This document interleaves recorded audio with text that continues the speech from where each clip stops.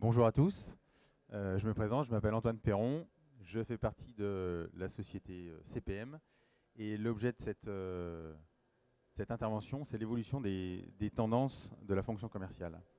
La vraie question en fait sur la fonction commerciale, c'est qu'est-ce qui a évolué? C'est pas le métier. Le métier, il n'a pas évolué et la fonction des commerciaux, elle évolue pas. C'est toujours de vendre plus et de vendre les produits. Ce qui change, c'est l'environnement auquel on est confronté. Qu'est-ce que je vais couvrir? Donc, qui je dois aller visiter? À quelle fréquence? Est-ce que j'ai des contacts que je dois voir plusieurs fois et régulièrement? Quelle va être la mission que je vais donner à mon équipe de commerciaux? Et donc, quel profil? Et les profils vont évoluer par rapport à l'environnement. Aujourd'hui, la question que se posent les directeurs commerciaux, c'est il va falloir gagner de l'argent. Il va falloir que ce dispositif, tous les ans, je le revende à mes patrons, à mes actionnaires, pour prouver que j'ai besoin de 10, 20, 30, 40 commerciaux, et pour que surtout on ne coupe pas ma pression commerciale.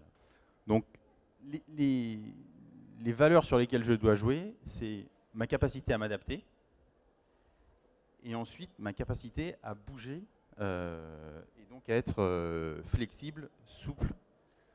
Donc en gros, les questions que je me pose, c'est quelle mission dans quelle enseigne, ou quelle mission pour quel client.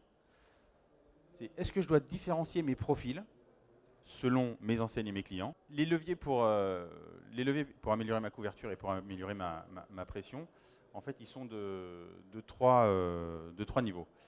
Il y a quelle mission? Donc vraiment, qu'est-ce que je veux faire aujourd'hui à mes commerciaux et à mon équipe terrain? Est-ce que le dispositif que j'ai est le bon?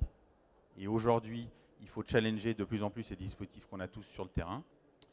Et puis le dernier point, c'est ma couverture. Alors c'est ce qu'on appelle en GMS la sectorisation. C'est qui je vais aller voir. Voilà comment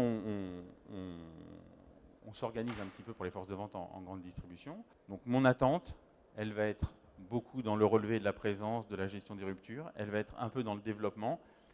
Et sur cette toile d'araignée que je vous présente là, elle n'est pas tellement sur le relais de l'information et gérer du litige. Comment je vais m'organiser? Voilà, ça c'est un exemple. Avant, j'avais un seul profil et je me disais, je vais couvrir avec des chefs de secteur.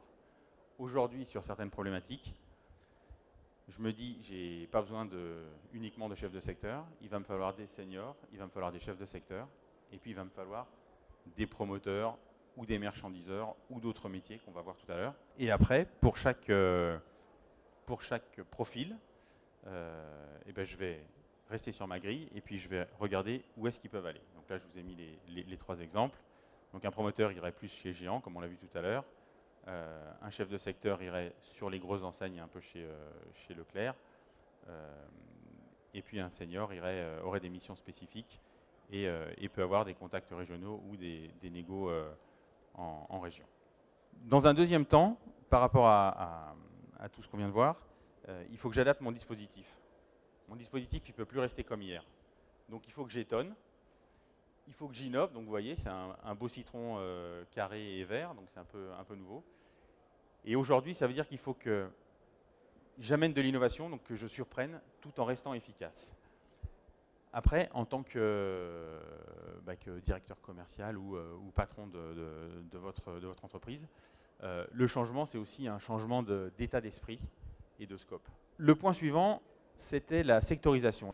Je vais regarder par point de vente quel est mon potentiel et quelle va être la catégorie dans laquelle je vais le ranker. Je suis fait du prochain point et pas du précédent, et je suis fait de volonté et pas de douleur. Je pense que dans le monde aujourd'hui des forces de vente, on a tendance à beaucoup se dire qu'est-ce que c'était bien avant, mais c'était super avant, et on s'en sortait quand même pas si mal. Sauf qu'avant, il faut considérer que c'est mort, c'est plié, et on n'y reviendra pas. Et que comme vous l'avez vu tout début avec la citation de Ben, nous, on ne doit pas changer, mais on doit s'adapter.